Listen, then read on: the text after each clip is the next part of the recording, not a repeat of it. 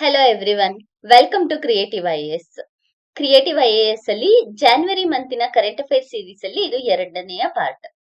ಇದರಲ್ಲಿ ಅವಾರ್ಡ್ಸ್ ಮತ್ತೆ defence related and also science and technology related January 2026 ಅಲ್ಲಿ ಯಾವ್ದೆಲ್ಲ topics ಗಳು ಬಂದಿದೆ, ಅದರಲ್ಲಿ ಇಂಪಾರ್ಟೆಂಟ್ ಯಾವುದು ಅನ್ನೋದನ್ನ ಡಿಸ್ಕಸ್ ಮಾಡಲಾಗಿದೆ. ಎಸ್ಪೆಷಲಿ 2026 ಜಾನ್ವರಿಯ ಅವಾರ್ಡ್ ತುಂಬಾ important. Why? Because Padma awards, Padmashri awards ಗಳು, ಈ ರೀತಿಯಾದಂತಹ ಮೇಜರ್ ಅವಾರ್ಡ್ಸ್ ಗಳನ್ನ ಜಾನ್ವರಿ 2026 ಅಲ್ಲಿ ನೋಡಬಹುದಾಗತ್ತೆ. ರಿಪಬ್ಲಿಕ್ ಡೇ ಸೆಲೆಬ್ರೇಷನ್ ಆಗಿರೋದ್ರಿಂದ ಆ ಸಮಯದಲ್ಲಿ 131 ಜನ ಪದ್ಮ ಅವಾರ್ಡ್ಸ್ ಗಳನ್ನ ಪಡೆದುಕೊಂಡಿರೋರು ಇದ್ದಾರೆ. ಸೊ ಎಕ್ಸಾಮ್ ಪರ್ಸ್ಪೆಕ್ಟಿವ್ ಅಲ್ಲಿ ಇದು ತುಂಬಾನೇ ಮುಖ್ಯವಾದಂತಹ ಟಾಪಿಕ್. ಹಾಗೆ ನಾವು ಸೈನ್ಸ್ ಅಂಡ್ ಟೆಕ್ನಾಲಜಿ ಅಂತ ತಗೊಂಡ್ರೆ, ಸೈನ್ಸ್ ಅಂಡ್ ಟೆಕ್ನಾಲಜಿಗೆ ಸ್ಟಾಟಿಕ್ ಪೋರ್ಷನ್ ಗಿಂತ ಹೆಚ್ಚಾಗಿ ನಮ್ಗೆ ಕರೆಂಟ್ ಅಫೇರ್ಸ್ ರಿಲೇಟೆಡ್ ಟಾಪಿಕ್ಸ್ ಗಳನ್ನ ಎಕ್ಸಾಮ್ ಅಲ್ಲಿ ಕೇಳ್ತಾರೆ. ಸೊ ಜಾನ್ವರಿ 2026 ಅಲ್ಲಿ ಸೈನ್ಸ್ ಅಂಡ್ ಟೆಕ್ನಾಲಜಿ ಮತ್ತೆ ಡಿಫೆನ್ಸ್ ರಿಲೇಟೆಡ್ ಯಾವ್ದೆಲ್ಲ ಟಾಪಿಕ್ಸ್ ಬಂದಿದೆ ಅಂತ ಹೇಳ್ಬಿಟ್ಟು ನೋಡ್ಕೊಳ್ಳೋಣ. ಮೊದಲಿಗೆ ಅವಾರ್ಡ್ಸ್ ನ ನೋಡೋಣ. ಸೊ ಅವಾರ್ಡ್ಸ್ ಅಲ್ಲಿ Padma award 2026. Padma award 2026 republic day celebration time ಅಲ್ಲಿ ಪ್ರೆಸಿಡೆಂಟ್ ಟೋಟಲ್ 131 ಪದ್ಮ ಅವಾರ್ಡ್ಸ್ ಗಳನ್ನ ಅನೌನ್ಸ್ ಮಾಡಿದ್ದಾರೆ. ಆ 131 ಪದ್ಮ ಅವಾರ್ಡ್ಸ್ ಗಳಲ್ಲಿ 5 ಪದ್ಮ ವಿಭೂಷಣ್ ಅವಾರ್ಡ್ಸ್ ಗಳು, 13 ಪದ್ಮಭೂಷಣ್ ಅವಾರ್ಡ್, 113 ಪದ್ಮಶ್ರೀ ಅವಾರ್ಡ್ ಗಳಾಗಿ ಡಿವೈಡ್ ಮಾಡಲಾಗಿದೆ. ಪದ್ಮ ಅವಾರ್ಡ್ಸ್ ಅಂತ ಹೇಳಿದ್ರೆ ಪಬ್ಲಿಕ್ ಸರ್ವಿಸ್ ಮತ್ತೆ ಹ್ಯೂಮನ್ ಎಂಡಿವರ್ಸ್ ಅಲ್ಲಿ ವರ್ಕ್ ಮಾಡಿರುವಂತಹ ಎಕ್ಸ್ಟ್ರೀಮ್ ಅಚೀವ್ಮೆಂಟ್ಸ್ ಗಳನ್ನ ಮಾಡಿರುವಂತಹ ಪರ್ಸನ್ಸ್ ಗಳಿಗೆ ಪದ್ಮ ಅವಾರ್ಡ್ ಅನ್ನ ಪ್ರೆಸಿಡೆಂಟ್ ಕಡೆಯಿಂದ ಕೊಡ್ಲಾಗತ್ತೆ. 1954ರಿಂದ ಮೊದಲ ಬಾರಿಗೆ ಪದ್ಮ ಅವಾರ್ಡ್ ಗಳನ್ನ ಕೊಡ್ಲಿಕ್ಕೆ ಸ್ಟಾರ್ಟ್ ಮಾಡಲಾಗತ್ತೆ. ಸೊ ಇದರಲ್ಲಿ ಭಾರತ ರತ್ನ, ಪದ್ಮ ವಿಭೂಷಣ ಅಂತ ಹೇಳಿ 2 ಕೆಟಗರೀಸ್ ಗಳು ಇರ್ತಿತ್ತು. ಬಟ್ 1955ರಿಂದ ಪದ್ಮ ವಿಭೂಷಣ ಕ್ಲಾಸಸ್ ಗಳನ್ನ ರೀಸ್ಟ್ರಕ್ಚರ್ ಮಾಡಲಾಗತ್ತೆ. ಸೊ ರೀಸ್ಟ್ರಕ್ಚರ್ ಮಾಡಿ ಪದ್ಮ ವಿಭೂಷಣ, ಪದ್ಮಭೂಷಣ ಹಾಗೆ ಪದ್ಮಶ್ರೀ ಅವಾರ್ಡ್ಸ್ ಅಂತ ಹೇಳಿ ತರಲಾಗಿದೆ. ಸೊ ಎಕ್ಸಾಮ್ ಅಲ್ಲಿ ಪದ್ಮ ವಿಭೂಷಣ ಅವಾರ್ಡ್ ಬಗ್ಗೆ, ಪದ್ಮಶ್ರೀ ಮತ್ತೆ ಪದ್ಮಭೂಷಣ ಅವಾರ್ಡ್ ಬಗ್ಗೆ ಕ್ವಶನ್ ಅರೈಸ್ ಆಗುತ್ತೆ. What is Padma Vibhushan award? Bharat Ratna highest civilian award ಆದ್ರೆ Padma Vibhushan second highest civilian award. So organised ಆಗಿ ಮಾಡೋದಕ್ಕೆ ಕೇಳಿದ್ರೆ ಅಥವಾ ಅಸೆಂಡಿಂಗ್ ಆರ್ಡರ್, ಡಿಸೆಂಡಿಂಗ್ ಆರ್ಡರ್ ಈ ರೀತಿಯಲ್ಲಿ ಕೇಳಿದ್ರೆ ಫಸ್ಟ್ ಮೇಜರ್ ಸಿವಿಲಿಯನ್ ಅವಾರ್ಡ್ ಬಂದ್ಬಿಟ್ಟು ಭಾರತ ರತ್ನ, ಎರಡನೆಯ ಮೇಜರ್ ಸಿವಿಲಿಯನ್ ಅವಾರ್ಡ್ ಬಂದ್ಬಿಟ್ಟು ಪದ್ಮ ವಿಭೂಷಣ. ನಂತರ ಪದ್ಮಭೂಷಣ ಬಂದ್ಬಿಟ್ಟು ಹೈಯೆಸ್ಟ್ ಆರ್ಡರ್ ಸರ್ವಿಸ್ ಅಲ್ಲಿ ಇರುವಂತಹವ್ರಿಗೆ ಕೊಡುವಂತದ್ದು. ಪದ್ಮಶ್ರೀ ಬಂದ್ಬಿಟ್ಟು ಆರ್ಮಿ ಫೀಲ್ಡ್ ಅಲ್ಲಿ ಇರುವಂತಹ ಪರ್ಸನ್ಸ್ಗೆ ಪದ್ಮಶ್ರೀಯನ್ನ ಕೊಡ್ಲಾಗತ್ತೆ. ಸೊ ಪದ್ಮ ವಿಭೂಷಣ ಎಲ್ಲಾರ್ಗೂ ಕೊಡ್ತಾರೆ. ಪದ್ಮಭೂಷಣ ಸರ್ವಿಸ್ ಅಲ್ಲಿ ಇರುವಂತವ್ರಿಗೆ ಅಥವಾ ಒಂದು ಸರ್ವಿಸ್ ರಿಲೇಟೆಡ್ ಸೊಸೈಟಿಗೆ ಮಾಡಿದ್ರೆ ಅವ್ರಿಗೆ ಕೊಡ್ತಾರೆ. ಪದ್ಮಶ್ರೀ ಅವಾರ್ಡ್ ಬಂದ್ಬಿಟ್ಟು ಆರ್ಮಿ ಫೀಲ್ಡ್ ಅಲ್ಲಿ ಕೊಡ್ಲಾಗತ್ತೆ. ಸೊ ಹೇಗೆ ಈ ಒಂದು ಅವಾರ್ಡ್ಗೆ ಸೆಲೆಕ್ಟ್ ಅನ್ನ ಮಾಡ್ಲಾಗತ್ತೆ? ಯಾರು ಇದನ್ನ ಸೆಲೆಕ್ಟ್ ಮಾಡ್ತಾರೆ? ಪ್ರತಿ ವರ್ಷ ಪದ್ಮ ಅವಾರ್ಡ್ ಕಮಿಟಿಯನ್ನ ಫಾರ್ಮ್ ಮಾಡ್ಲಾಗತ್ತೆ. ಈ ಪದ್ಮ ಅವಾರ್ಡ್ ಕಮಿಟಿಯ ಹೆಡ್ ಯಾರು ಅಂತ ಹೇಳಿದ್ರೆ ಕ್ಯಾಬಿನೆಟ್ ಸೆಕ್ರೆಟರಿ ಆಗಿರ್ತಾರೆ.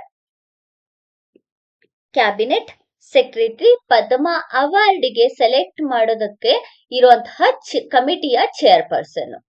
ಅಂಡ್ ಇದರಲ್ಲಿ ಬೇರೆ ಬೇರೆ ಪರ್ಸನ್ಸ್ ಯಾರ್ಯಾರು ಇರ್ತಾರೆ ಅಂದ್ರೆ ಹೋಮ್ ಸೆಕ್ರೆಟರಿ ಇರ್ತಾರೆ, ಸೆಕ್ರೆಟರಿ ಟು ದ ಪ್ರೆಸಿಡೆಂಟ್ ಇರ್ತಾರೆ, ಹಾಗೆ 4ರಿಂದ 6 ಜನ ಎಮಿನೆಂಟ್ ಪರ್ಸನ್ಸ್ ಗಳು ಇರ್ತಾರೆ. ಸೊ ಇವರೆಲ್ಲರೂ ಕೂಡ ಸೇರ್ಬಿಟ್ಟು ಒಂದು ಲಿಸ್ಟ್ ನ ರೆಡಿ ಮಾಡ್ತಾರೆ. ಆ ಲಿಸ್ಟ್ ನ ಯಾರಿಗೆ ಕೊಡ್ತಾರೆ ಅಂತ ಹೇಳಿದ್ರೆ ಪ್ರೈಮ್ ಮಿನಿಸ್ಟರ್ ಮತ್ತೆ ಪ್ರೆಸಿಡೆಂಟ್ ಗೆ ಕೊಡ್ತಾರೆ. ಸೊ ನಂತರ ಫೈನಲ್ ಡಿಸಿಷನ್ ನ ಮಾಡೋದು, ಫೈನಲ್ ಅಪ್ರೂವಲ್ ನ ಮಾಡೋದು ಪ್ರೆಸಿಡೆಂಟ್ ಮತ್ತೆ ಪ್ರೈಮ್ ಮಿನಿಸ್ಟರ್. ಸೊ ಹೀಗೆ ಪದ್ಮ ಅವಾರ್ಡ್ ವಿನರ್ಸ್ ಗಳನ್ನ ಸೆಲೆಕ್ಟ್ ಮಾಡಲಾಗುತ್ತೆ. ಸೊ ಇದ್ರಲ್ಲಿ ಅವಾರ್ಡ್ಗೆ ಬಂದ್ಬಿಟ್ಟು 120 ಕ್ಯಾಪ್ ಇದೆ. ಅಂದ್ರೆ 120 ಜನಕ್ಕೆ ಮಾತ್ರ ಕೊಡ್ಬೇಕು ಅಂತ ಹೇಳ್ಬಿಟ್ಟು ಅವಾರ್ಡ್ ಕ್ಯಾಪ್ ಅನ್ನ ಇಟ್ಕೊಳ್ಳಲಾಗಿದೆ. ಬಟ್ ಆದ್ರೆ ಈ ಸರಿ 131 ಜನನ ಸೆಲೆಕ್ಟ್ ಮಾಡಲಾಗಿದೆ. ಇದರಲ್ಲಿ 16 ಜನ ಮರಣೋತ್ತರವಾಗಿ ಅವಾರ್ಡ್ ಅನ್ನ ಸ್ವೀಕರಿಸ್ತಾ ಇರೋರು. ಜೊತೆಗೆ ಅಷ್ಟೇ ಅಲ್ಲ, ಈ 120 ಕ್ಯಾಪ್ ಏನಿದೆ ದಟ್ ಎಕ್ಸ್ಕ್ಲೂಡ್ಸ್ ಮರಣೋತ್ತರ ಅಂಡ್ ಆಲ್ಸೋ NRI ಫಾರಿನರ್ಸ್ ಆಗಿರ್ಬೋದು, OCI ಕಾರ್ಡ್ ಹೋಲ್ಡರ್ಸ್ ಆಗಿರ್ಬೋದು, ಇವ್ರನ್ನ ಎಕ್ಸ್ಕ್ಲೂಡ್ ನ ಮಾಡ್ಲಾಗುತ್ತೆ. ಅಂದ್ರೆ ಸೊ ಈಗ 120 ಜನನ ಸೆಲೆಕ್ಟ್ ಮಾಡ್ತಾರೆ ಅಂತ ಹೇಳಿದ್ರೆ ಆ 120 ಜನ ಮಾತ್ರ ಕ್ಯಾಪ್ ಇರತ್ತೆ. ನಂತರ ಎಕ್ಸ್ಟ್ರಾ ಏನೇ ಇದ್ರೂ ಕೂಡ ಅದರಲ್ಲಿ ಈ 120 ಜನದಲ್ಲಿ ಎಕ್ಸ್ಕ್ಲೂಡ್ ನ ಮಾಡ್ಲಾಗಿದೆ. ಯಾರ್ಯಾರನ್ನ ಎಕ್ಸ್ಕ್ಲೂಡ್ ಮಾಡ್ಲಾಗಿದೆ? NRIಗಳು, ಫಾರಿನರ್ಸ್ಗಳು, ಮತ್ತೆ OCI ಕಾರ್ಡ್ ಹೋಲ್ಡರ್ಸ್, ಮತ್ತೆ ಮರಣೋತ್ತರವಾಗಿ ಅವಾರ್ಡ್ ಅನ್ನ ತಗೊಳ್ತಾರಲ್ವಾ ಅವರನ್ನ ಇದರಿಂದ ಎಕ್ಸ್ಕ್ಲೂಡ್ ಮಾಡ್ಲಾಗಿದೆ. ಸೊ ಇದಿಷ್ಟು ಪದ್ಮ ಅವಾರ್ಡಿನ ಬ್ಯಾಕ್ಗ್ರೌಂಡ್. ನಂತರ ಪದ್ಮಶ್ರೀ ಅವಾರ್ಡ್ ಅನ್ನ ಯಾರ್ಯಾರಿಗೆ ಕೊಟ್ಟಿದ್ದಾರೆ? ಅಶೋಕ ಚಕ್ರ ಅವಾರ್ಡ್ ಆಗಿರಬಹುದು. ಈ ಸಾರಿ ಬಂದಿರುವಂತಹ ಅವಾರ್ಡ್ಸ್ ಗಳ ಬಗ್ಗೆ ನೋಡ್ಕೊಳ್ತಾ ಹೋಗೋಣ. ಕರ್ನಾಟಕದಲ್ಲಿ ಅಂಕೇಗೌಡ ಅವರಿಗೆ ಪದ್ಮಶ್ರೀ ಅವಾರ್ಡ್ ಅನ್ನ ಕೊಡ್ಲಾಗಿದೆ. ಎಕ್ಸಾಮ್ ಅಲ್ಲಿ ಪದ್ಮಶ್ರೀ ಅವಾರ್ಡು ಅಂಕೇಗೌಡ ಅವ್ರ ಬಗ್ಗೆ ಕೇಳ್ತಾರೆ. ಯಾಕೆ ಅಂತ ಹೇಳಿದ್ರೆ ಅಂಕೇಗೌಡ ಅವರು ಪುಸ್ತಕ ಮನೆಯನ್ನ ರನ್ ಮಾಡ್ತಾ ಇದ್ದಾರೆ. ಪಾಂಡವಪುರ ತಾಲೂಕು, ಮಂಡ್ಯ ಜಿಲ್ಲೆಯ ಪಾಂಡವಪುರ ತಾಲೂಕಿನಲ್ಲಿ ಪುಸ್ತಕ ಮನೆಯನ್ನ ರನ್ ಮಾಡ್ತಾ ಇದ್ದಾರೆ. ಇಲ್ಲಿ 20 ಲಕ್ಷಕ್ಕಿಂತ ಹೆಚ್ಚು ಪುಸ್ತಕಗಳನ್ನ ಅವ್ರು ಕಲೆಕ್ಟ್ ಮಾಡಿದ್ದಾರೆ. ಸೊ ಹಾಗಾಗಿ ಇವ್ರಿಗೆ ಪದ್ಮಶ್ರೀ ಅವಾರ್ಡ್ ಅನ್ನ ಕೊಡ್ಲಾಗಿದೆ. ಅಂಕೇಗೌಡ ಅವ್ರದ್ದು ನೆನ್ಪಿರ್ಬೇಕಾಗತ್ತೆ. ನೆಕ್ಸ್ಟ್ ಪದ್ಮ ವಿಭೂಷಣ ರೆಸಿಪಿಯೆಂಟ್ಸ್ ಯಾರ್ಯಾರು? ಪದ್ಮ ವಿಭೂಷಣ ಅವಾರ್ಡ್ ಯಾರ್ಯಾರಿಗೆ ಸಿಕ್ಕಿದೆ ಅಂತ ನೋಡೋಣ. ಇಂಪಾರ್ಟೆಂಟ್ ಪರ್ಸನ್ಸ್ ಗಳನ್ನ ಮಾತ್ರ ಇಲ್ಲಿ ಸೆಲೆಕ್ಟ್ ಮಾಡಿದ್ದೀನಿ. ಧರ್ಮೇಂದ್ರ ಸಿಂಗ್ ದಯಾಳ್ ಯಾವ ಫೀಲ್ಡ್ ಅಲ್ಲಿ ಕೊಟ್ಟಿದ್ದಾರೆ ಅಂದ್ರೆ ಆರ್ಟ್ ಫೀಲ್ಡ್ ಅಲ್ಲಿ ಕೊಟ್ಟಿದ್ದಾರೆ, ಮಹಾರಾಷ್ಟ್ರದವರು ಇವರು. Next Shri KT Thomas, public affairs, ಕೇರಳದವರು. Next M Rajam, art related, Uttar Pradesh ಅವರು. ನಂತರ Shri P Narayan, literature and education field ಅಲ್ಲಿ ಇದ್ದಂತಹವರು, ಕೇರಳದವರು. Shri VS Achuthanandan, public affairs ಅಲ್ಲಿ, ಕೇರಳದವರು. ಸೊ ಇದರಲ್ಲಿ ಧರ್ಮೇಂದ್ರ ಸಿಂಗ್ ದೋಯಲ್ ಮತ್ತೆ ಶ್ರೀ VS ಅಚ್ಯುತಾನಂದನ್ ಇವರಿಬ್ಬರಿಗೂ ಕೂಡ ಮರಣೋತ್ತರ ಪದ್ಮ ವಿಭೂಷಣ ಅವಾರ್ಡ್ ಅನ್ನ ಕೊಡ್ಲಾಗಿದೆ. ಸೊ ಇವರಿಬ್ರದ್ದು ಹೆಸರು ನೆನ್ಪಿರ್ಬೇಕಾಗತ್ತೆ. ಅಂಡ್ ಕರ್ನಾಟಕದವರೇ ಆದಂತಹ ಅಂಕೇಗೌಡ ಅವ್ರಿಗೆ ಕೊಟ್ಟಿರೋದ್ರಿಂದ ಅವರ ಹೆಸರು ಕೂಡ ನೆನಪಿರ್ಬೇಕಾಗತ್ತೆ. ಸೊ ಇದರ ಮೇಲೆ ಒಂದು ಪ್ರಾಕ್ಟೀಸ್ ಕ್ವಶನ್ ನೋಡ್ಕೊಂಡ್ರೆ, consider the following statement regarding Padma award 2026. The number of Padma Vibhushan award conferred is higher than Padma Bhushan. So Padma Vibhushan highest order ಅಲ್ಲ. ಸೊ ಹಾಗಾಗಿ ಸ್ಟೇಟ್ಮೆಂಟ್ 1 ರಾಂಗ್. ಯಾಕಂದ್ರೆ ಇಲ್ಲಿ ಎಕ್ಸ್ಪ್ಲೈನ್ ಮಾಡುವಾಗ ಹೇಳಿದ್ದೆ ಭಾರತ ರತ್ನ ಆದ್ಮೇಲೆ Padma Vibhushan award second highest award ಅಂತ. So ಹಾಗಾಗಿ first statement wrong. So second statement ನ ನೋಡೋಣ. In a duo case, the award is counted as 2 separate award for the total count. ಇದು ಕರೆಕ್ಟ್. ನೆಕ್ಸ್ಟ್ ಇದು ರಾಂಗ್. ನೆಕ್ಸ್ಟ್ ಸ್ಟೇಟ್ಮೆಂಟ್ ನ ನೋಡೋಣ. Posthumous award is count for more than 10% of the total award this year. ಇದು correct. So ಸರಿಯಾದ ಉತ್ತರ ಬಂದ್ಬಿಟ್ಟು option B, that is 3 only is the right answer. ಯಾಕಂದ್ರೆ ಇಲ್ಲಿ ಈ ಅವಾರ್ಡ್ ನ 2 ಸಪರೇಟ್ ಅವಾರ್ಡ್ ಆಗಿ ಕೌಂಟ್ ಮಾಡಲ್ಲ, ಇದನ್ನ ಸಿಂಗಲ್ ಅವಾರ್ಡ್ ಆಗಿ ಕೌಂಟ್ ಮಾಡ್ತಾರೆ. ಈ ಬಾರಿಯಲ್ಲೂ ಕೂಡ 2 ಡುಯೋ ಅವಾರ್ಡ್ ಗಳನ್ನ ತರಲಾಗಿದೆ. ಗ್ಯಾಲಂಟ್ರಿ ಆನರ್ಸ್ ಅಲ್ಲಿ ಅಶೋಕ ಚಕ್ರ ಇಂಪಾರ್ಟೆಂಟ್. ಯಾಕೆ ಅಂತ ಹೇಳಿದ್ರೆ ಈ ಬಾರಿ ಅಶೋಕ ಚಕ್ರ ಅವಾರ್ಡ್ ಅನ್ನ ಕೊಡ್ಲಾಗಿದೆ. ಯಾರಿಗೆ ಕೊಡ್ಲಾಗಿದೆ ಅಂತ ಹೇಳಿದ್ರೆ ಮೊದಲ ಭಾರತೀಯ ಇಂಟರ್ನ್ಯಾಷನಲ್ ಸ್ಪೇಸ್ ಸ್ಟೇಷನ್ ನ ವಿಸಿಟ್ ಮಾಡಿರುವಂತಹ ಕ್ಯಾಪ್ಟನ್ ಶುಭಾಂಶು ಶುಕ್ಲಾ ಅವರಿಗೆ ಈ ಒಂದು ಅವಾರ್ಡ್ ಅನ್ನ ಕೊಡ್ಲಾಗಿದೆ. So which is India's highest peace time gallantry honour. ಈ was part of Axiom 4 mission ಕೂಡ. ಸೊ ಹಾಗಾಗಿ ಇವ್ರಿಗೆ ಗ್ಯಾಲಂಟ್ರಿ ಆನರ್ ಅನ್ನ ಕೊಡ್ಲಾಗಿದೆ. ಸೊ ಎಕ್ಸಾಮ್ ಅಲ್ಲಿ ಗ್ಯಾಲಂಟ್ರಿ ಅವಾರ್ಡ್ ಅಂದ್ರೆ ಏನು ಅಂತ ಕ್ವಶನ್ ನ ಕೇಳ್ತಾರೆ. ಸೊ ಬ್ಯಾಕ್ ಗ್ರೌಂಡ್ ಅನ್ನ ನೋಡ್ಕೊಳ್ಳೋಣ.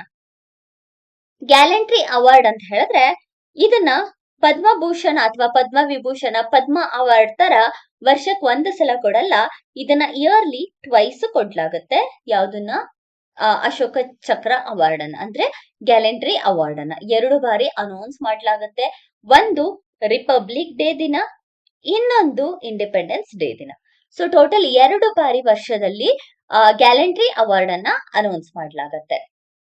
ಸೊ ಈ ಗ್ಯಾಲಂಟ್ರಿ ಅವಾರ್ಡ್ಗೆ ಯಾರೆಲ್ಲ ಎಲಿಜಿಬಿಲಿಟಿ ಇರ್ತಾರೆ ಅಂತ ಹೇಳಿದ್ರೆ ಆರ್ಮಿಯಲ್ಲಿ ವರ್ಕ್ ಮಾಡ್ತಿರೋರು ಇರ್ಬೋದು, navy, Indian air force, reserve force, territorial army, people providing nursing services, ಅಂದ್ರೆ ಆರ್ಮಿ, ನೇವಿ, ಏರ್ ಫೋರ್ಸ್ ಅಲ್ಲಿ ನರ್ಸಿಂಗ್ ಸರ್ವಿಸಸ್ ನ ಪ್ರೊವೈಡ್ ಮಾಡ್ತಿರೋರು ಇವರೆಲ್ಲರೂ ಕೂಡ ಗ್ಯಾಲೆಂಟ್ರಿ ಅವಾರ್ಡಿಗೆ ಎಲಿಜಿಬಲ್ ಪರ್ಸನ್ಸ್. ಸೊ ಇದರಲ್ಲಿ ಗ್ಯಾಲೆಂಟ್ರಿ ಅವಾರ್ಡ್ ಅಂತ ತಗೊಂಡ್ರೆ, ಗ್ಯಾಲೆಂಟ್ರಿ ಅವಾರ್ಡ್ ಅಲ್ಲಿ ಒಟ್ಟು 6 ರೀತಿಯಾದಂತಹ ಅವಾರ್ಡ್ಸ್ ಗಳನ್ನ ನೋಡಬಹುದು. ಯಾವ್ದ್ಯಾವ್ದು ಅಂತ ಹೇಳಿದ್ರೆ ಪರಮ ವೀರ ಚಕ್ರ, ಪರಮವೀರ್ ಚಕ್ರ. ಎಕ್ಸಾಮ್ ಅಲ್ಲಿ ಪ್ರೀವಿಯಸ್ ಇಯರ್ ಪೇಪರ್ಸ್ ಗಳನ್ನ ನೋಡ್ಕೊಂಡಾಗ ಅಲ್ಲಿ ನಮ್ಗೆ ಆರ್ಗನೈಸ್ಡ್ ಆಗಿ ಅಥವಾ ರೀಅರೇಂಜ್ ಎಲ್ಲ ಮಾಡೋದಕ್ಕೆ ಈ ಒಂದು ಕ್ವಶನ್ಸ್ ಗಳನ್ನ ಕೇಳಿದ್ದಾರೆ. ಈವನ್ UPSC ಯಲ್ಲೂ ಕೂಡ ಗ್ಯಾಲೆಂಟ್ರಿ ಟಾಪಿಕ್ಸ್ ಬಗ್ಗೆ ಅಥವಾ ಅವಾರ್ಡಿನ ಬಗ್ಗೆ ಕ್ವಶನ್ ಕೂಡ ರೈಸ್ ಆಗಿದೆ ಆರ್ಮಿ ಬೇಸಿಸ್ ಅಲ್ಲಿ. ಸೊ ಎಕ್ಸಾಮ್ಗೆ ನಮ್ಗಿದು ತುಂಬಾನೇ ಇಂಪಾರ್ಟೆಂಟ್ ಕ್ವಶನ್. ಪರಮವೀರ್ ಚಕ್ರ, ನೆಕ್ಸ್ಟ್ ಅಶೋಕ ಚಕ್ರ. ಇವಾಗ ಅವರಿಗೆ ಕೊಟ್ಟಿರೋದು ಅಶೋಕ ಚಕ್ರ ಅವಾರ್ಡ್. ನೆಕ್ಸ್ಟ್ ಮಹಾವೀರ ಚಕ್ರ, ಮಹಾವೀರ್ ಚಕ್ರ. ಸೊ ಇದು 3 ರೀತಿಯಾದ ಅವಾರ್ಡ್. ಅದೇ ತರ ನೆಕ್ಸ್ಟ್ ಇದ್ರಲ್ಲಿ war time award, war time gallantry award ಮತ್ತೆ ಪೀಸ್ ಟೈಮ್ ಗ್ಯಾಲೆಂಟರಿ ಅವಾರ್ಡ್ ಅಂತ ಇದೆ. ವಾರ್ ಟೈಮ್ ಗ್ಯಾಲೆಂಟರಿ ಅವಾರ್ಡ್ ಯಾವ್ದ್ಯಾವ್ದು ಅಂತ ಹೇಳಿದ್ರೆ ಪರಮವೀರ್ ಚಕ್ರ, ಮಹಾವೀರ ಚಕ್ರ. ಪರಮವೀರ್ ಚಕ್ರ ಮತ್ತೆ ಮಹಾವೀರ ಚಕ್ರ ಈ 2 ಬಂದ್ಬಿಟ್ಟು ವಾರ್ ಟೈಮ್ ಅವಾರ್ಡ್ಗಳು. ನಂತರ ಪೀಸ್ ಟೈಮ್ ಗ್ಯಾಲೆಂಟರಿ ಅವಾರ್ಡ್ ಬಂದ್ಬಿಟ್ಟು ಅಶೋಕ ಚಕ್ರ, ಕೀರ್ತಿ ವೀರ ಚಕ್ರ ಮತ್ತೆ ಶೌರ್ಯ ಚಕ್ರ. ಇದು piece time gallantry award. Exam ಅಲ್ಲಿ ಹಿಂಗೇನೆ ಕೇಳ್ತಾರೆ, ಆರ್ಗನೈಸ್ ಮಾಡಿ ಅಥವಾ ಎರಡನ್ನು ಕೂಡ ಸಪರೇಟ್ ಮಾಡಿ ಅಂತ. ಸೊ ಇದು ನೆನ್ಪಿರ್ಬೇಕಾಗತ್ತೆ. ಸೊ ಈಗ ಅಶೋಕ ಚಕ್ರ ಅವಾರ್ಡ್ ಅನ್ನ ಕ್ಯಾಪ್ಟನ್ ಶುಭಾಂಶು ಶುಕ್ಲಾ ಅವ್ರಿಗೆ ಕೊಡ್ಲಾಗಿದೆ. ನೆಕ್ಸ್ಟ್ ಕೀರ್ತಿ ಚಕ್ರ ಅವಾರ್ಡ್ ಬಗ್ಗೆ ನೋಡ್ಕೊಳ್ಳೋಣ. ಕೀರ್ತಿ ಚಕ್ರ ಅವಾರ್ಡ್ ಅನ್ನ ಮೇಜರ್ ಅರ್ಷದೀಪ್ ಅವ್ರಿಗೆ ಕೊಡ್ಲಾಗಿದೆ. ಇವರು ಅಸ್ಸಾಂ ರೈಫಲ್ ಕಡೆಯವರು. ಜೊತೆಗೆ ನಾಯಿಬ್ ಸುಬೇದಾರ್ ಡೋಲೇಶ್ವರ್ ಸುಬ್ಬಾ ಅವ್ರಿಗೂ ಕೂಡ ಕೊಡ್ಲಾಗಿದೆ. ಜೊತೆಗೆ ಪ್ರಶಾಂತ್ ಬಾಲಕೃಷ್ಣನ್ ನಾಯರ್ ಅವ್ರಿಗೂ ಕೂಡ ಕೊಡ್ಲಾಗಿದೆ. ಅಂಡ್ ಕೀರ್ತಿ ಚಕ್ರ ಭಾರತದ second highest peace time gallantry award. Peace time gallantry award ನಾನು ಭಾರತದ ಹೈಯೆಸ್ಟ್ ಅವಾರ್ಡ್ ಅಂತ ಹೇಳ್ತಾ ಇಲ್ಲ. ಭಾರತದ ಹೈಯೆಸ್ಟ್ ಅವಾರ್ಡ್ ಯಾವುದು, ಸೆಕೆಂಡ್ ಹೈಯೆಸ್ಟ್ ಅವಾರ್ಡ್ ಯಾವುದು ಅಂತ ನಮಗೆ ಗೊತ್ತಾಗಿದೆ. ಬಟ್ ಭಾರತದ second highest peace time gallantry award ಬಂದ್ಬಿಟ್ಟು ಕೀರ್ತಿ ಚಕ್ರ, ಮೊದಲನೇದು ಅಶೋಕ ಚಕ್ರ. ಸೊ ಇದಿಷ್ಟು ಗ್ಯಾಲೆಂಟರಿ ಅವಾರ್ಡ್ ನ ರಿಲೇಟೆಡ್. ನೆಕ್ಸ್ಟ್ ಫ್ರಾನ್ಸ್ ಎಂಡೆಲ್ ಅವಾರ್ಡ್. ಇದು ಭಾರತದ department of food and public distribution ನ ಅನ್ನ ಚಕ್ರಕ್ಕೆ ಕೊಡ್ಲಾಗಿದೆ. ಅನ್ನ ಚಕ್ರ. ಸೊ ಅನ್ನ ಚಕ್ರಕ್ಕೆ ಈ ಒಂದು ಅವಾರ್ಡ್ ಅನ್ನ ಕೊಡ್ಲಾಗಿದೆ. ಸೊ ಈ ಇನಿಷಿಯೇಟಿವ್ ನ ಅಥವಾ ಈ ಪ್ರಾಜೆಕ್ಟ್ ಗೆ ಫ್ರಾನ್ಸ್ ಎಂಡೆಲ್ಮನ್ ಅವಾರ್ಡ್ ಅನ್ನ ಕೊಡ್ಲಾಗಿದೆ. ಫ್ರಾನ್ಸ್ ಎಂಡೆಲ್ಮನ್ ಅವಾರ್ಡ್ ಬಂದ್ಬಿಟ್ಟು ವರ್ಲ್ಡ್ಸ್ ಮೋಸ್ಟ್ ಪ್ರೆಸ್ಟಿಜಿಯಸ್ ಅವಾರ್ಡ್ ಅಂತಾನೆ ಹೇಳ್ಬೋದಾಗತ್ತೆ. ಇದನ್ನ ಯಾರೆಲ್ಲ ಪಬ್ಲಿಕ್ ಸರ್ವಿಸ್ ಅಲ್ಲಿ ಆಪರೇಷನ್ಸ್ ಅಂಡರ್ ಅಲ್ಲಿ ಇರ್ತಾರೆ, ಆಪರೇಷನ್ ರಿಸರ್ಚ್ ಮತ್ತೆ ಅಡ್ವಾನ್ಸ್ ಅನಾಲಿಟಿಕ್ಸ್ ಅಲ್ಲಿ ಅವರಿಗೆ ಕೊಡ್ಲಾಗುತ್ತೆ. ಆಲ್ಸೋ ಇದನ್ನ ಯಾವ ರೀತಿ ಕರಿತೀವಿ ಅಂತ ಹೇಳಿದ್ರೆ ನೊಬೆಲ್ ಪ್ರೈಸ್ ಆಫ್ ಅನಾಲಿಟಿಕ್ಸ್ ಅಂತ ಕೂಡ ಕರಿತೀವಿ.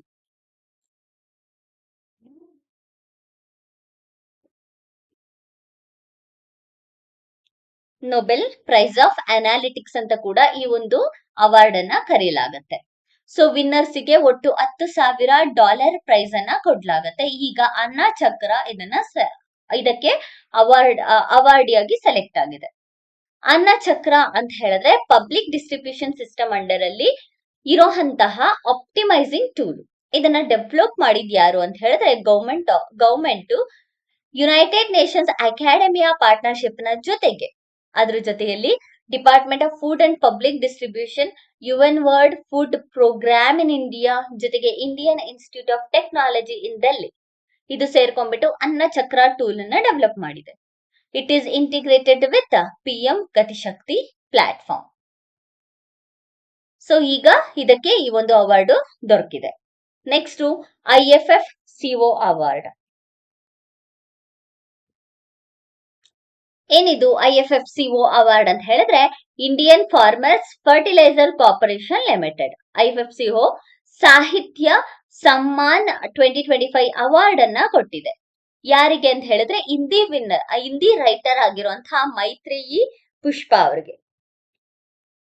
ಮೈತ್ರೇಯಿ ಪುಷ್ಪ ಇವರು ಹಿಂದಿ ರೈಟರ್, ಇವ್ರಿಗೆ ಕೊಟ್ಟಿದೆ. ಸೊ 2011ರಿಂದ ಈ ಅವಾರ್ಡ್ ಅನ್ನ ಹಿಂದಿ ರೈಟರ್ಸ್ ಗಳಿಗೆ ಅಥವಾ ಹಿಂದಿಯಲ್ಲಿ ಬರೆಯುವಂತವ್ರಿಗೆ ಪ್ರೋತ್ಸಾಹವನ್ನ ಕೊಡೋದಕ್ಕೋಸ್ಕರ Indian farmer fertiliser corporation limited ಈ ಒಂದು ಅವಾರ್ಡ್ ಅನ್ನ ಪ್ರೊವೈಡ್ ಮಾಡ್ತಿದೆ.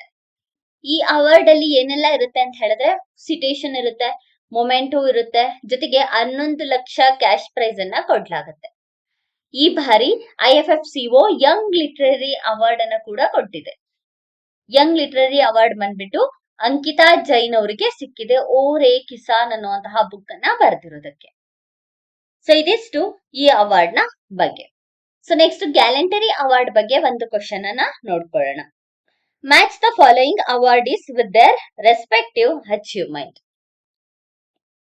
First one Shubhanshu Shukla.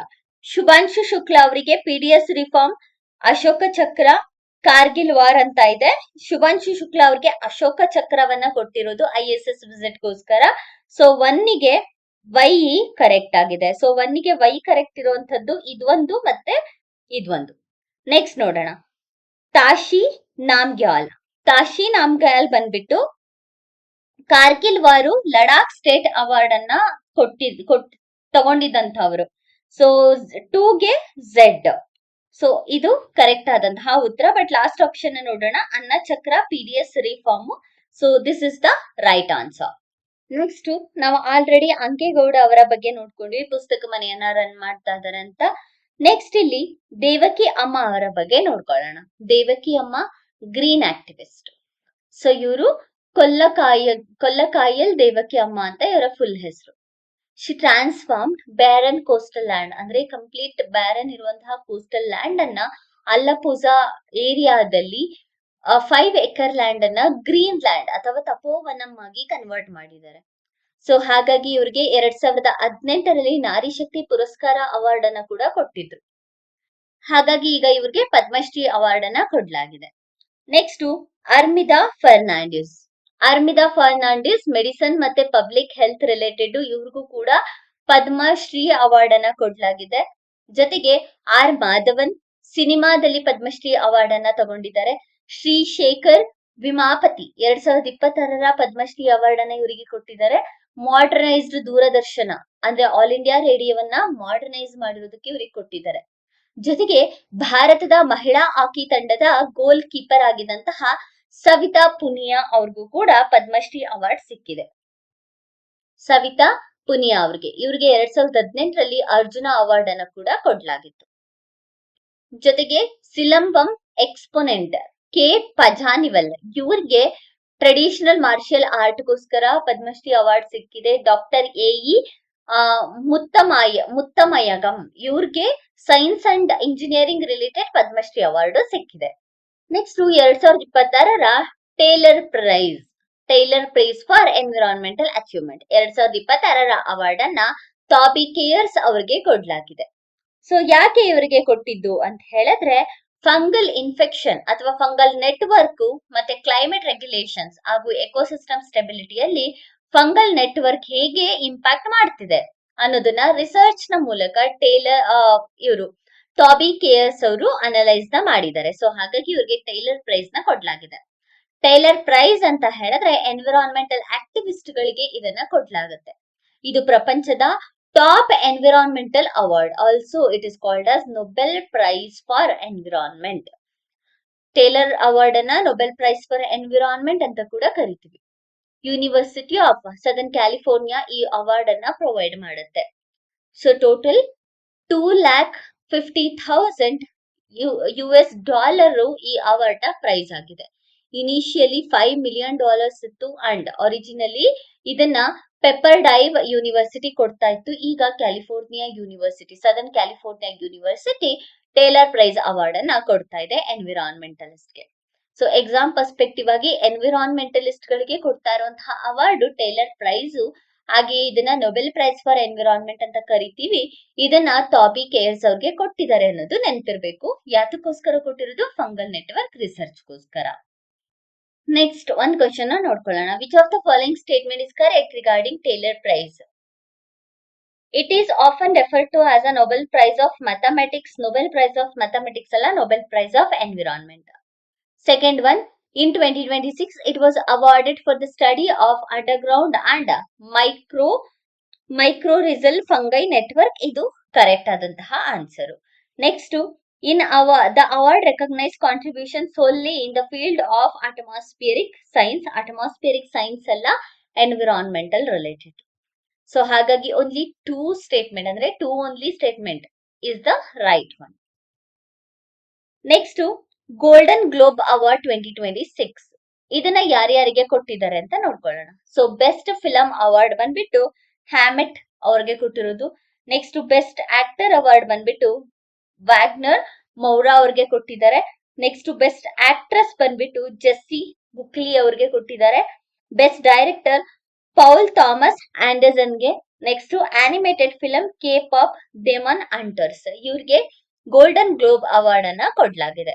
ಇದಿಷ್ಟು 2026 ಜಾನ್ವರಿ ಮಂತ್ ಅಲ್ಲಿ ಇದ್ದಂತಹ ಅವಾರ್ಡ್ಸ್ ರಿಲೇಟೆಡ್ ಏನೆಲ್ಲ ಇಂಪಾರ್ಟೆಂಟ್ ಅದನ್ನ ಡಿಸ್ಕಸ್ ಮಾಡಿದ್ವಿ. ಟೋಟಲ್ ಇವಾಗ ಆಗಿರುವಂತಹ ಟಾಪಿಕ್ಸ್ ಮೇಲೆ ಒಂದು ಕ್ವಶನ್ ನೋಡ್ಕೊಂಡ್ರೆ, IFFCO ಸಾಹಿತ್ಯ ಸಮ್ಮಾನ್ ಅವಾರ್ಡ್ ಯಾರಿಗೆ ಕೊಟ್ಟಿದ್ರು? ಮೈತ್ರೇಯಿ ಪುಷ್ಪ ಅವರಿಗೆನೆ ಇದನ್ನ ಕೊಟ್ಟಿದ್ರು. ಸೊ ಈ ಫಸ್ಟ್ ಪೇರ್ ಕರೆಕ್ಟ್ ಇದೆ.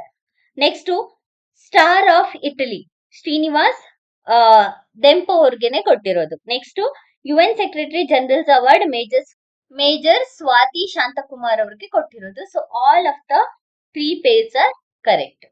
Next, defence, science and technology ಮತ್ತೆ ಎಕಾನಮಿ ಬಗ್ಗೆ ಯಾವ್ದೆಲ್ಲ ಇಂಪಾರ್ಟೆಂಟ್ ಜಾನ್ 2026 ಅಲ್ಲಿ ಇದೆ ಅಂತ ಹೇಳಿ ನೋಡ್ಕೊಳ್ಳೋಣ.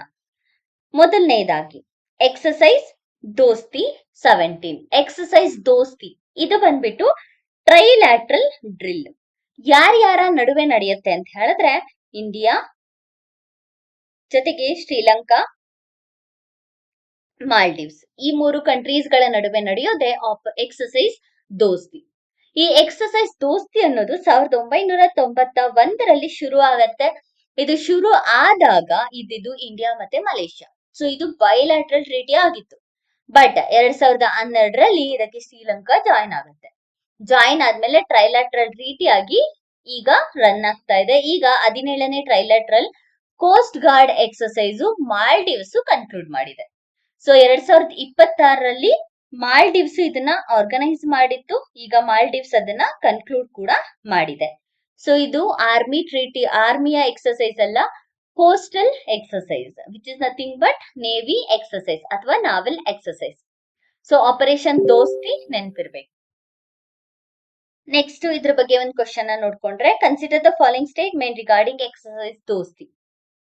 It originated as trilateral exercise involving India, Maldives, Sri Lanka in 1991. First statement wrong, ಯಾಕಂದ್ರೆ ಶುರುವಾತಿನಲ್ಲಿ ಇದ್ದದ್ದು ಇಂಡಿಯಾ ಮತ್ತೆ ಮಾಲ್ಡೀವ್ಸ್.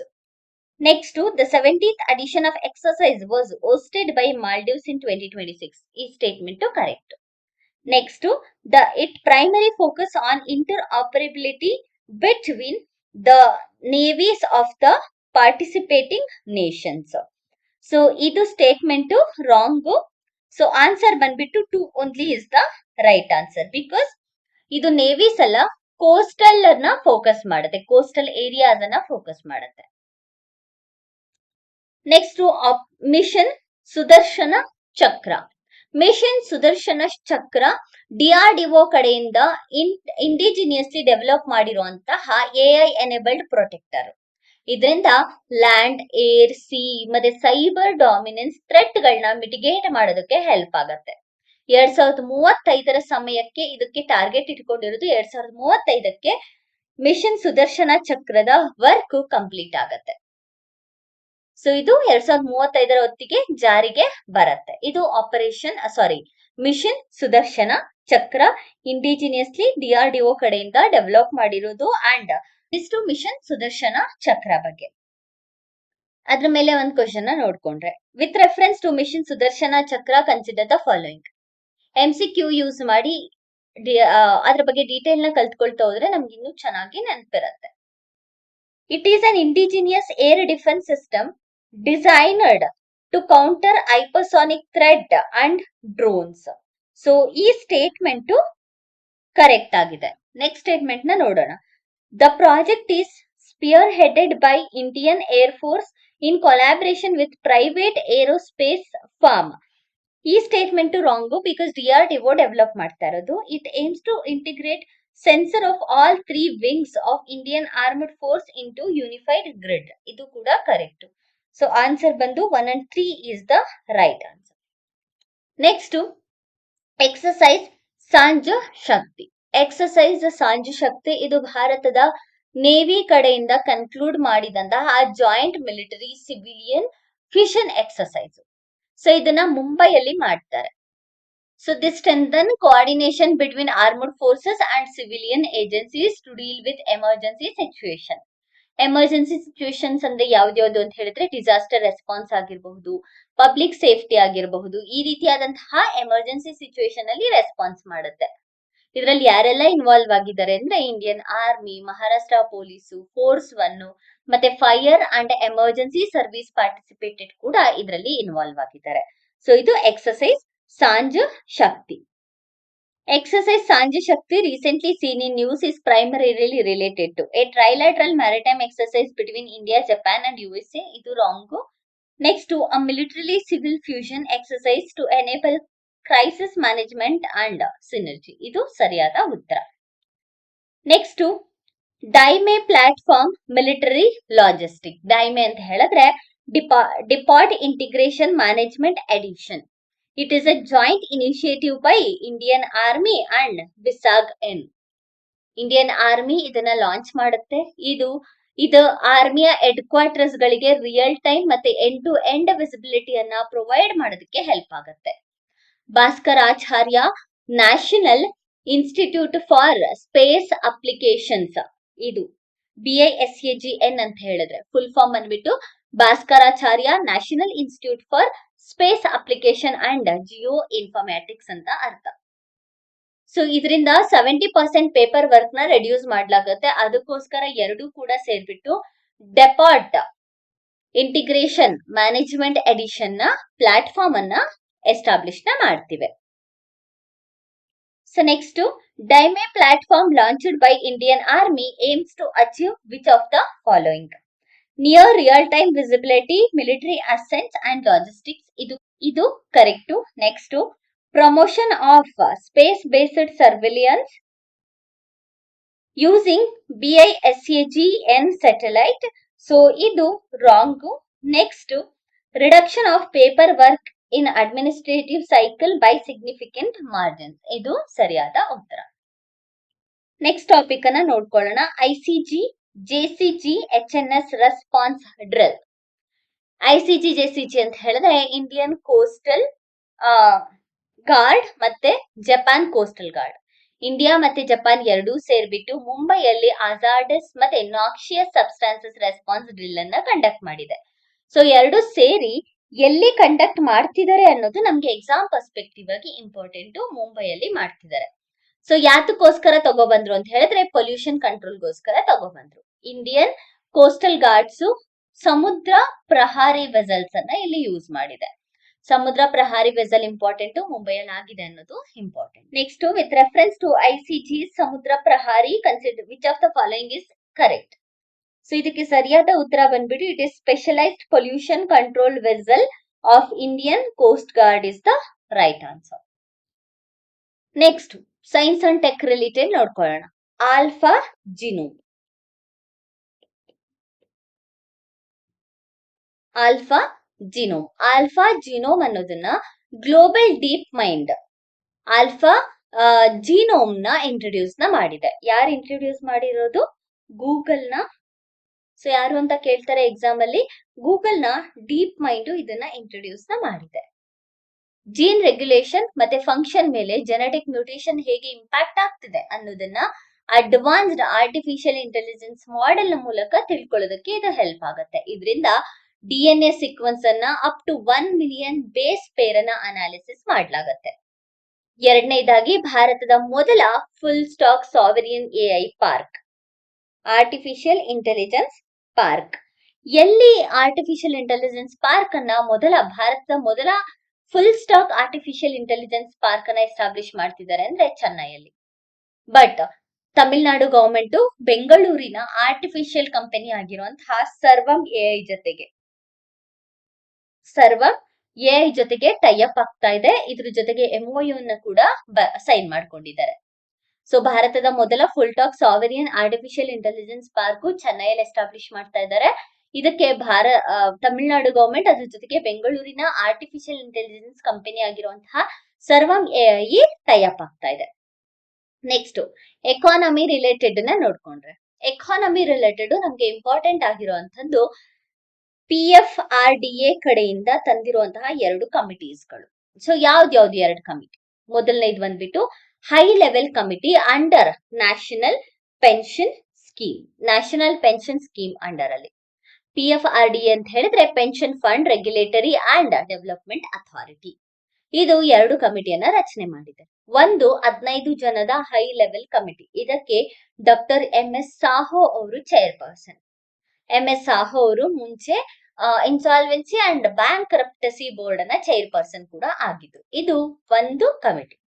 ಎರಡನೆಯ ಕಮಿಟಿ ಬಂದ್ಬಿಟ್ಟು strategic asset allocation and risk governance investment export committee. So ಇದನ್ನ ನ್ಯಾಷನಲ್ ಪೆನ್ಷನ್ ಸ್ಕೀಮ್ ನ ಅಡಿಯಲ್ಲಿ ತರಲಾಗಿದೆ. ಇನ್ವೆಸ್ಟ್ಮೆಂಟ್ ಫ್ರೇಮ್ ವರ್ಕ್ ಅನ್ನ ಮಾಡರ್ನೈಸ್ ಮಾಡೋದಕ್ಕೋಸ್ಕರ ತಗೊಬಂದಿರೋದು. ಇದರ ಚೇರ್ಪರ್ಸನ್ ಯಾರು ಅಂತ ಹೇಳಿದ್ರೆ ಶ್ರೀ ನಾರಾಯಣ್ ರಾಮಚಂದ್ರನ್ ಅವರು ಇದರ ಚೇರ್ಪರ್ಸನ್. ಇವರು ಮುಂಚೆ ಕಂಟ್ರಿ ಹೆಡ್ ಮತ್ತೆ CEO of Morgan business platform ನ CEO ಕೂಡ ಆಗಿದ್ರು. ಸೊ ಈ 2 ಪ್ಲಾಟ್ಫಾರ್ಮ್ ಅಥವಾ ಈ 2 ಕಮಿಟಿ ಮತ್ತೆ ಅದರ ಚೇರ್ಪರ್ಸನ್ಸ್ ಗಳು ಇಂಪಾರ್ಟೆಂಟ್ ಆಗುತ್ತೆ. ಎಕಾನಮಿ ರಿಲೇಟೆಡ್ ಈ ಮಂತ್ ಅಲ್ಲಿ ಜನವರಿ 2026 ಅಲ್ಲಿ ಅಷ್ಟೊಂದೇನು ಇಂಪಾರ್ಟೆಂಟ್ ಇಲ್ಲ. ಜಸ್ಟ್ ಇದೆರಡು ಟಾಪಿಕ್ ಇಂಪಾರ್ಟೆಂಟ್. ಹಾಗೆ ಆರ್ಟಿಫಿಷಿಯಲ್ ಇಂಟೆಲಿಜೆನ್ಸ್ ಅಲ್ಲಿ ಆಲ್ಫಾ ಜಿನೋಮ್ ಅನ್ನೋದನ್ನ ಗೂಗಲ್ ಡೀಪ್ ಮೈಂಡ್ ಇಂದ ತಗೊಂಡ್ಬಂದಿದ್ದಾರೆ. And this is related to DNA sequence. ಭಾರತದ ಮೊದಲ full stack sovereign AI park ಅನ್ನ ಚೆನ್ನೈಯಲ್ಲಿ ಎಸ್ಟಾಬ್ಲಿಷ್ ಮಾಡ್ತಿದ್ದಾರೆ. ಭಾರತದ ತಮಿಳುನಾಡು ಗವರ್ಮೆಂಟ್ ಮತ್ತೆ ಕರ್ನಾಟಕದಲ್ಲಿರುವಂತಹ ಬೆಂಗಳೂರಿನ ಸರ್ವಂ AI ಇದ್ರ ಜೊತೆಗೆ MOU ನ ಸೈನ್ ಮಾಡ್ಕೊಂಡಿದೆ. ಇದಿಷ್ಟು ಎಕ್ಸಾಮ್ ಪರ್ಸ್ಪೆಕ್ಟಿವ್ ಆಗಿ ಇಂಪಾರ್ಟೆಂಟ್ ಆಗುತ್ತೆ. ಸೊ ಇದಿಷ್ಟು ಜನವರಿ ಮಂತ್ ಅಲ್ಲಿ ಬಂದಂತಹ ಅವಾರ್ಡ್ ಸೈನ್ಸ್ ಅಂಡ್ ಟೆಕ್ನಾಲಜಿ ಮತ್ತೆ ಡಿಫೆನ್ಸ್ ಎಕಾನಮಿ ರಿಲೇಟೆಡ್ ಇಂಪಾರ್ಟೆಂಟ್ ಐ ಹಿಲ್ಡಿಂಗ್ ಟಾಪಿಕ್ಸ್ ಗಳು. ಇದೇ ರೀತಿಯಾದಂತಹ ಕರೆಂಟ್ ಅಫೇರ್ಸ್ ವಿಡಿಯೋಸ್ಗಾಗಿ ನಮ್ಮ ಚಾನಲ್